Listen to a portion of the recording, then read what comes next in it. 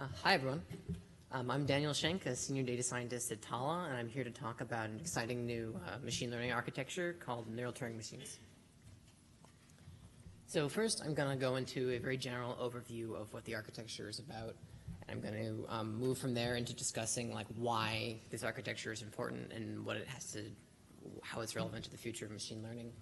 And then I'm going to talk about why we don't use these things everywhere right now. So if they work so well, why aren't we putting them into production immediately? And then I'm going to talk about a recent paper or follow-up architecture to neural Turing machines that was published in Nature quite recently and provides some exciting extensions to this model. All right, so neural Turing machines, why do we care about them? Well, in order to explain why they're so important, we have to actually explain what a normal Turing machine is. So a Turing machine is a simple model of a computer. Like modern computers, it encapsulates the idea of having an external memory as well as some sort of processor. So essentially, a Turing machine consists of a tape with instructions written on it and a device that can read up and down the tape. Based on what it reads on the tape, it can decide to move in a different direction, to write a new symbol or erase a symbol, and so on. So what's a neural Turing machine? In short, a neural Turing machine is a kind of neural network, but it draws inspiration from the architecture of a Turing machine to attempt to learn to perform tasks that computers can perform very well, but that machine learning models don't actually perform so well. So essentially it consists of a neural network controller, so it's the analog of the device that reads the tape, or the processor, if you will, and as well as an external memory, so it's persistent across all of the input that it reads. Like an LSTM or other related model, it's a recurrent neural network, which means that it reads from variable length input. Many of you may be familiar with that. But essentially, unlike a Turing machine, in addition to having a memory, it can also be fed sort of continuous input and provide output. The key idea here is that neural Turing machines are basically differentiable Turing machines. And this is important because many of the algorithms and things that we do every day on a computer are actually very hard for a computer to do. Because computers work in absolutes. They work in zeros and ones. They work in either an or in integers. And most neural network models and most machine learning in general doesn't actually do that. It works with real numbers. It works with smoother sort of curves. And that makes them actually a great deal easier to train, because it means that when you see an output that they provide, you can easily track back how to improve them by tweaking the parameters. This is very hard when you have a sharp function like an XOR or an AND gate in a CPU. So neural Turing machines have taken all of the functions of a basic Turing machine and found smooth analogs. So essentially, instead of moving left or right, for instance, on a tape, they might decide to move slightly left or slightly right. And this lets you do some pretty incredible things. Right, so on the list of things that they can perform, we have some exciting ones as well as some not immediately exciting ones. But the short of it is they can learn simple algorithms. So consider taking input and copying it. This seems really normal, but this is actually also, again, something that's very hard for a recurrent neural network to do. This is because doing this efficiently requires learning an algorithm. Neural Turing machines can take input and output and learn algorithms that map from one to the other. So this actually is quite exciting. I mean, it's essentially trying to replace a programmer. They're not there yet, but they're really cool. And this means that once they've learned that algorithm, they can take a given input and they can extrapolate based on that algorithm to any variable output. And you'll see in a second why that's cool. They're also very good at language modeling. Those of you not familiar with language modeling know it is autocomplete. So it's guessing a word from a context in a sentence or a document. And they're also able to perform quite promisingly on Facebook's Babby dataset, which is designed to encourage researchers to improve the general cognitive and inference capabilities of neural networks. Right, so this is an example of a neural Turing machine performing a copy and repeat task. So what it's learned to do is take in a relatively short sequence and repeat it some number of times. As you can see, it starts to make a mistake. Eventually, the targets are above and the outputs are below. But, overall, it looks pretty good. In contrast, you compare this to an LSTM, which is actually a very powerful recurrent neural network model. They tend to fall over pretty quickly. The reason for this is that they are learning something, but they're not exactly learning an algorithm. They're trying to attack the whole problem at once. So they don't realize that the same thing that they did the first two times is what you're supposed to do every time after that. A fun example of something they can do is actually learn to recognize balanced parentheses. This is particularly fun because it's an algorithm that involves using a stack. So essentially, you can keep track of left parentheses as they come in and then try to match them up with the right parentheses. So this is something that a neural network might be able to do, but would accomplish in a more statistical manner, and neural Turing machines can actually learn to do this much the way a human programmer might. All right. Then we're going to get to Babby's data set and why we care so much. So the Babby data set is essentially a series of stories followed by questions. And the questions are all designed to require some kind of sort of common sense inference ability to answer. The example that I have here is a simple one where you're trying to reason using position. And the key insight here is that someone, if you're asking where someone is, they're where they last went. This seems very obvious, but it can actually get a bit more complicated, involving people picking up objects, moving around in rooms. The stories also involve reasoning about relative sizes of objects and so on. And the idea behind this is that a system that could perform well at all of these different kinds of tasks would get close to being a more general knowledge inference system, as everyone has wanted to design basically forever. All right, so these are just some results on Babby. A note here, which is that this is actually essentially Babby with training wheels. So given each of those stories, like I showed you earlier, what you'll see is that the training set actually gives a hint as to what in the story is actually important for answering the question. It turns out that this is what makes this problem very difficult, which is that not only do you have to make logical inferences, you have to realize what is relevant. And you can see that they're actually very competitive here. Many subtasks or areas, sections of Babby reaching over 95% accuracy, which is considered the benchmark for passing a given area. Right, so they can do all these cool things. They can learn algorithms. They can figure out, what a small story means. But why don't we use these things all the time? Well, they come with a couple of problems because their architecture is so interesting. First off, once you've specified the general architecture, there are still a lot of decisions to make when implementing it. For instance, how many vectors can you read and write at a given time step for every given unit of input? And these are very important. It's not simply a matter of improving your accuracy. If you fail to get this right, it's very likely that it will never reach a reasonable result. The number of parameters is quite large, which puts a great deal of stress on your RAM, for one thing. And they don't benefit so much from GPU acceleration, which, as we just saw, is a very important part of machine learning. The reason for that is they're so sequential, so they're harder to parallelize. Because everything that they're doing is based on the previous input, it's harder to break out the sections into easily distributed computations. And they're hard to train, which is something a bit different from the sum of everything I've just mentioned. So they tend to be very numerically unstable. This is partly because of the tasks that they're actually designed to perform. Because they're learning algorithms, they don't tend to make mistakes. They don't tend to make small mistakes. They tend to make very large mistakes. If you make a mistake in an algorithm, all of your output will be incorrect. And what that means is that when you're training them, they have a hard time figuring out the necessary algorithm all the time.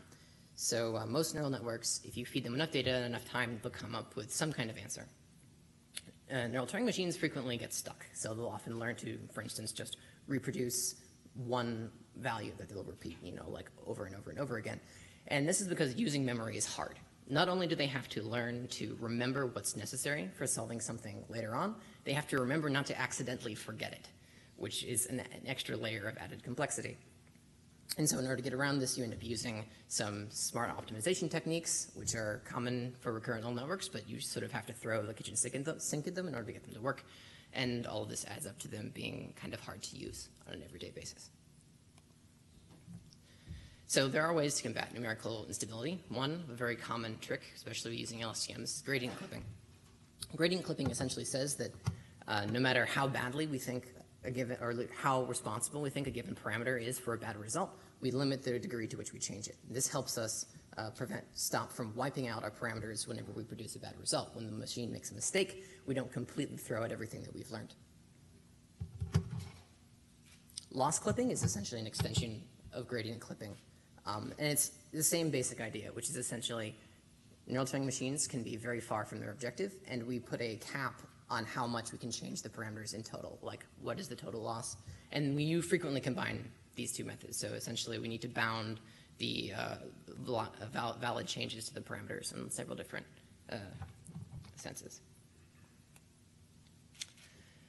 All right, another one that's actually kind of interesting to mention is Graves' RMS prop. So RMS prop is actually an extension of the common backpropagation algorithm, which you may be familiar with, is key to training all neural networks these days. So RMS prop is a system for smoothing out gradients. So essentially, over a sequence of data points, what you do is you kind of take an average over the effect on any given parameter. Graves' RMS prop is actually a variation of this, where instead of just taking an average, it's essentially doing something. The math didn't come out quite like I liked. But what it's essentially doing is it's taking a running estimate of the variance. So it's normalizing and making sure that extreme values of loss don't actually decay too much, or don't decay the parameters that much. So it's a very smart thing to do, and it's also particularly interesting since people, in order to find this out, essentially had to dig through Alex Graves' papers, and if you're just implementing normal RMS prop, it usually doesn't work very well. Thankfully, there are some alternatives. The Atom optimizer is common and bundled with most machine learning frameworks these days, though honestly, you frequently have to try multiple algorithms in order to figure out which one will help you out of your rut. So like Graves' RMS prop, it basically smooths the gradients. It's a little bit more complicated, so I won't address exactly how that works here. But in general, it's a good fallback. And then another thing is attention to initializing the values, particularly the memory. Some people have actually taken advantage of the bias that the memory provides by trying to teach machines, the neural Turing machine, to learn more quickly. But in general, this is actually kind of a problematic feature of their architecture, because what starts out in memory biases the rest of their calculations. It can completely sink the model if you start out with bad values. So like many of these other techniques, they're helpful for performance in terms of general neural network abilities, but in this case, if you don't do it right, it very likely won't converge. You won't get a reasonable result. So you frequently have to try different values for starting points in order to optimize these properly. Another trick, it's a fun one, is curriculum learning, which is just feeding in easier data first. So you start with sequences, if you're learning to copy something, of up to length, say 5. When they do well at that, you feed them lengths 10. And then at some point, you reach 20, say, and then at that point, you're fairly confident that you'll be able to generalize and do, as we saw earlier, copy sequences of up to 100 or even larger. All right, now I'm going to move on to talking about a recent extension. Very exciting, came out in Nature a couple of weeks ago, if I recall correctly. That extends neural Turing machines in some interesting ways and helps get around some of these difficulties.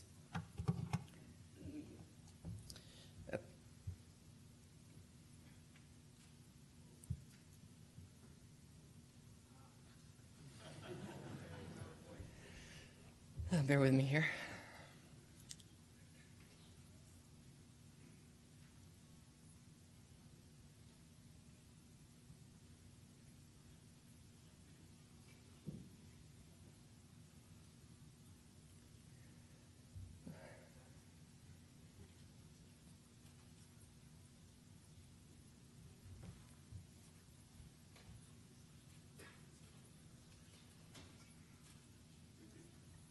Okay.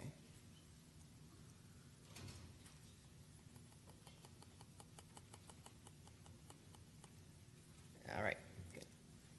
All right, so dynamic neural computers, the recent model, are essentially neural Turing machines with a couple of modifications. They sort of dropped the index shift-based addressing. So I was talking about moving up and down through the memory or traversing a tape. They no longer do that. They try to search directly for a given vector in their memory based on something that they're currently seeing. They also have the ability to allocate and deallocate memory, which if you've ever worked with a lower-level programming language should make sense. In the same way that it's difficult to keep track of where things are in regions of memory so you don't make mistakes when programming, it makes it a lot easier to be able to flag certain regions of the memory as off-limits so that you don't accidentally delete them later, which helps with the optimization. And they also have the ability to sort of natively remember sequences of input. Neural Turing machines, when they're learning to copy, learn a process by which they write all of their input in order in memory and then go back to the beginning and read it out.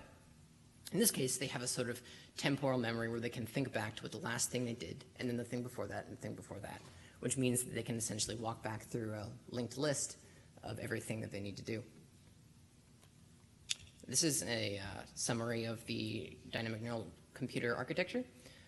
So what you'll see on the left is just diagrams standing in for the input, the variable length input and output, and then the read and write heads are what allow it to pull from the memory. Here you'll see it's simply pulling in 2 read vectors at a time and writing one in. And the memory is sort of as I was describing, with the addition of the temporal links along the right. So you'll actually see those arrows, if you trace them backwards, is the way that the model can learn to walk back through and do and repeat things that it's recently either read or written.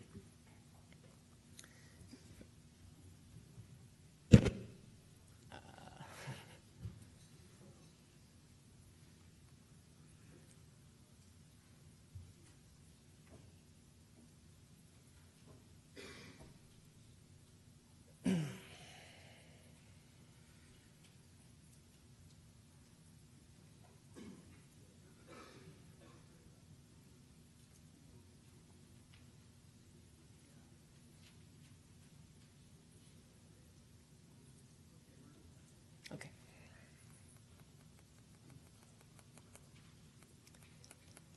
Here we go again.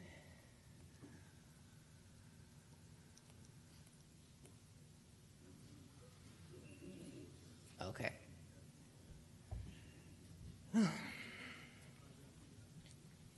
Yeah.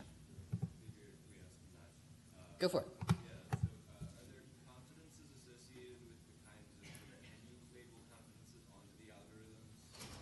Not so much.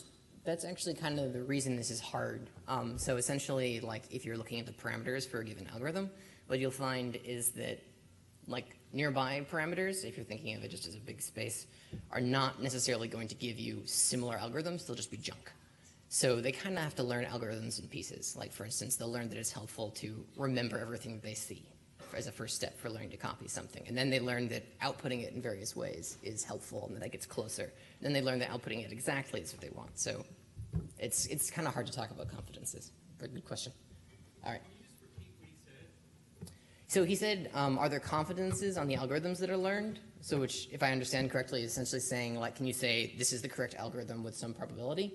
And not so much. I mean, so I said no, basically. But yeah.